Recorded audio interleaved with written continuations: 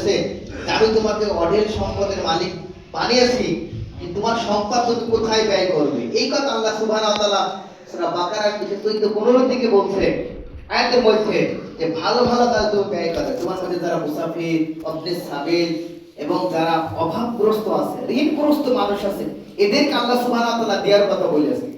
কারণ অর্থ সম্পদ ওনার অঢেল হয়ে গেছে, তাকে সমাজের লোক বিত্তবানশালী বলে ডাকে।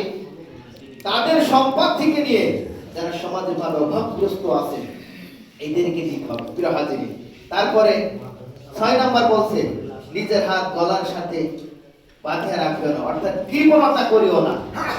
যেটা যতটুকু প্রয়োজন এটা প্রয়োগ করতে হবে। আপনি 2 টাকা খেতে পারবেন, আপনি কৃপণতা করে ও খান না, এটা খান ওটা খান, কিন্তু কৃপণতা করে এক প্রকার না। এই তাফসীরের মধ্যে এসেছে আপনার যেটা যতটুকু প্রয়োজন, যেটা আপনি করলে পরে আপনার সমস্যা হবে না, কষ্ট হবে না, সেটা আপনাকে অবশ্যই করতে হবে। তারপরে 7 নম্বর বলছে সন্তান হত্যা করিও না। তৎকালীন সময়ে যে নিয়ম নীতিটা ছিল, সন্তান হলে পরে তারা অন্যরকম মনস্ক হতো। আমার সমাজের মানুষ এর সামনে আমাকে আর পিতা করে সম্বোধন করে বাপ্পা বলে ডাকবে, এই কারণে কন্যা সন্তান হলে তারা জীবিত অবস্থায় তাদের কবর দিয়ে দিত, হত্যা করে দিত। এই আইন তৎকালীন সময় এটা যারা করে সেই সতর্ক আল্লাহ সুবহানাহু ওয়া তাআলা দিয়েছেন যে তোমরা সন্তান হত্যা করিও না। 8 নম্বর বলছে জিনার নিকটবর্তী হও না, তোমরা জিনা করো না। ওই হাজিরিন, তৎকালীন সময় জিনা এত পরিমাণ ছিয়ে গেল, জিনা অপরাধ করতে করতে শেষে আল্লাহ আইন জারি করেছে লা তাকরাবাজ জিনা, তোমরা জিনা নিকটবর্তী হও না। সম্মানিত উপস্থিতি, চোখের জিনা আছে, হাতের জিনা আছে।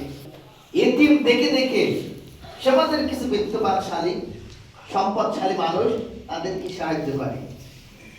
এই সম্পদে এক পর্যায়ে এতিম যার কাছে লালিত পালিত হয় সে কিনা গায়ে বসে ওদের খরচ করে ফেলে, কিন্তু যখন সে উপযুক্ত হলো বিবাহ দিলে, কিন্তু এই টাকার হিসাব যদিও চাই যে কাকা কি মামা কি ভাই কি বাবা যাই বলে ডাকে ডাকে, আমি যে টাকা পাঠাই সে টাকা কোথায়। হাজিরি, সে একটা বুঝ দিয়ে দেয় তোমার বিয়ে সাথে দিন লেখাপড়া সে ভিতরে শেষ। সেই কথা বলছে যে এতিমের বা ভঙ্গন করিও না। আপনি সেটা কিন্তু হচ্ছে এতিমের প্রতি ভালো ব্যবহার করার মূল নীতি। 1 নম্বর হচ্ছে ওয়াদা পূর্ণ করো।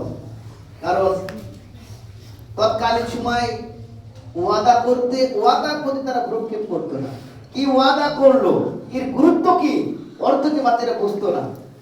কারণ এখনো দেখেন সমাজের মানুষ কিছু লোভী মানুষ আছে, এদের সামনে বলা হয় যে আমার এটা করবে, আমি এটা দেবো ওটা দেবো, বললো এটা দেবো, ওরা কিন্তু এ যাচাই বাছাই না করে ওই লোভে তারা পড়ে যায়। কারণ ইতিপূর্বে আমরা অনেক লোক দেখেছি বা শুনেছি যে সরকার আমাদের থেকে চলে গেল, সরকার দীর্ঘ 15-16 বছর আমাদের উপর ভর করে বসেছিল।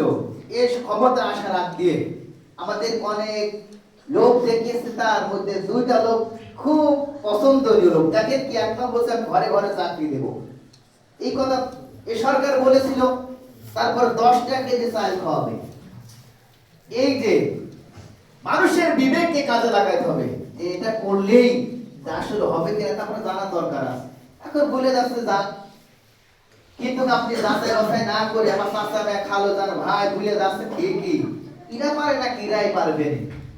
এই কারণে আপনার বিবেক আপনি কাজে লাগাতে হবে।